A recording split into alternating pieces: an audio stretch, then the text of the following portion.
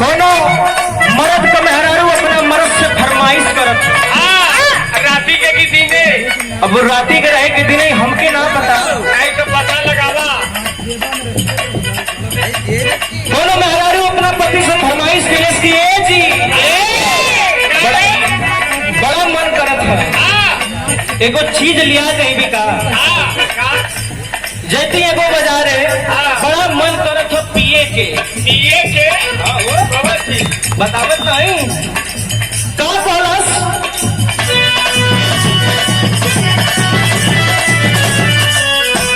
अच्छा मेहरारू अपन परेशान बा मर्दा आई घरे में मर्दा का तो सुना पहले भाई कहा पायल है रानी की झुमका है रानी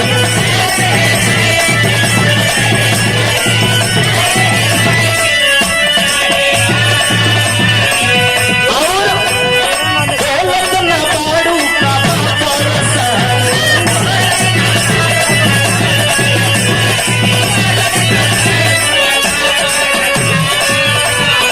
पायल है रानी की झुमका है रानी बंदा भैया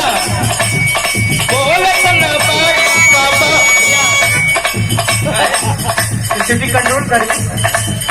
पायल है रानी की झुमका है रानी बोलत ना बाड़ू का परसान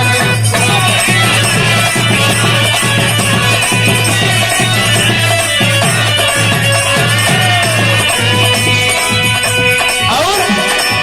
कतर भोरे से लटकल बलोला हो लटकल बलोला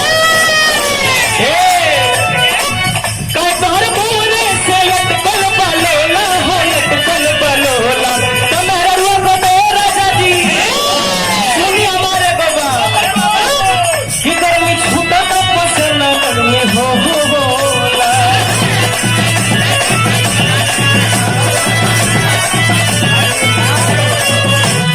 ये राजा छूटा तो पसंद गर्मी हो होला ये राजा छूटा तो पसंद गर्मी हो होला राजा जाइए बाजार ले आए कोका कोला राजा जाइए बाजार